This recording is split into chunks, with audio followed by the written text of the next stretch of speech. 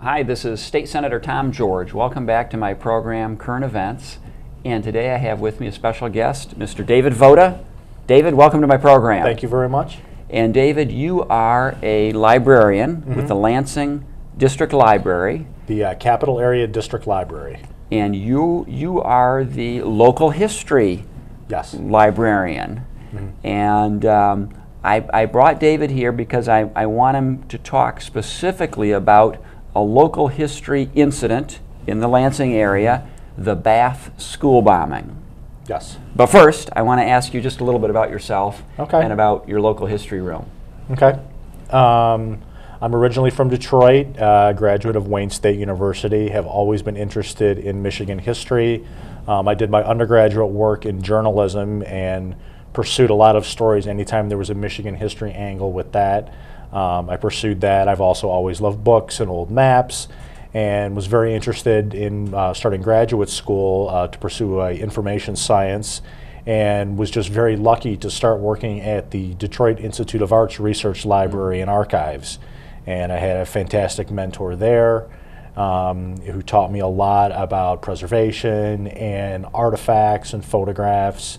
And I was just very, very lucky when I was fresh out of grad school that this position opened up in Lansing. And with the background in artifacts and in Michigan history, it worked out well. How long have you been there now? Over 5 years. And you have a local history room or collection? We have a fairly large collection. They started collecting in the mid-'60s. Actually, previous to that, the precursor of the current Historical Society of Greater Lansing had a collection that did not have a permanent home, that moved around. When the current library was built, the collection, parts of it were moved down to there, and that is the basis of the collection. So they've really been collecting for well over 50 years, artifacts, photographs, maps, lots and lots of pictures in 20 different formats going back into the mid-19th century. That's a big focus of what we're doing right now, is an ongoing digitization program with all our photographs so we can make those accessible online. We have maps and pre-Civil War diaries from the area. And people have donated these? Yes. You've collected them over time? Everything is through donations. I actually have a great work with a number of different organizations and history groups and preservation groups to get some of the artifacts and family collections from the area in. When businesses close, I always inquire, are you trying to get rid of your businesses that have been around for a while? I'm look to see if there's something that would be appropriate for the collection that could preserve Ingham County history.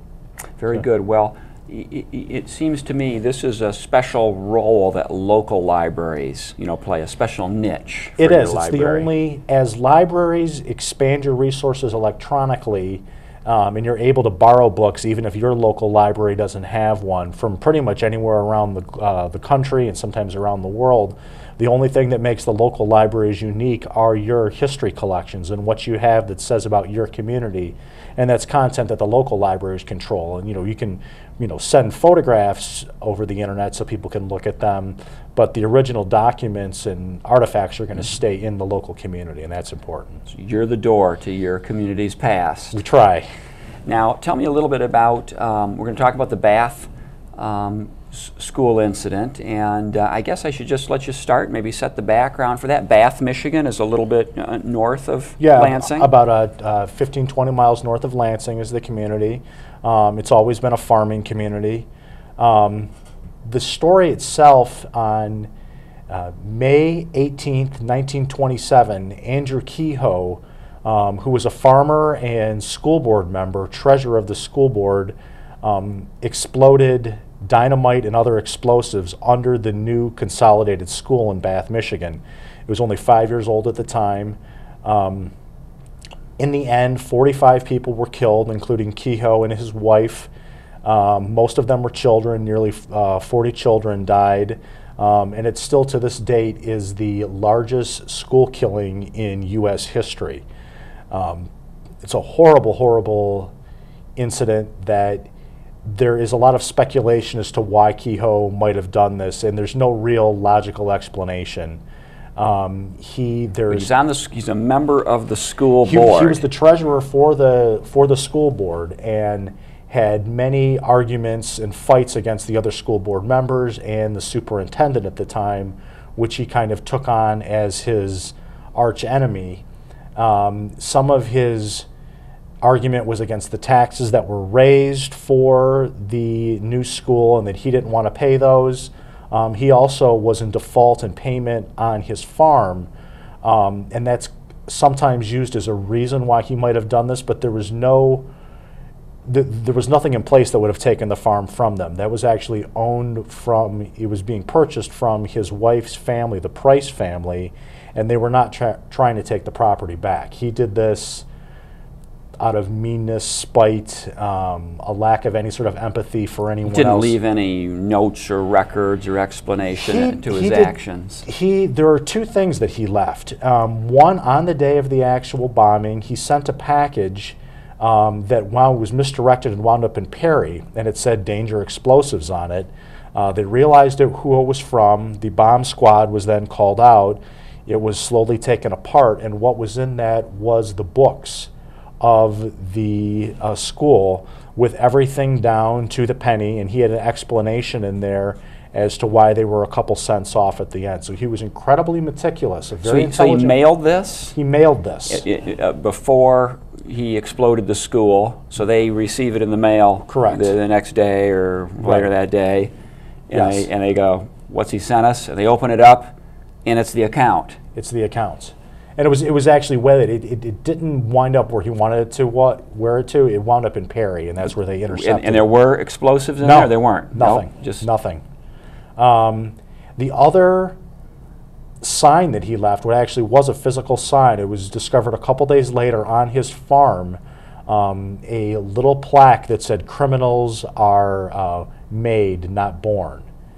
And justification, you could, whatever the real reason as to why he did this, it went up in smoke and fire the same day that he died. The school was on a timer explosives. It blew up the north end.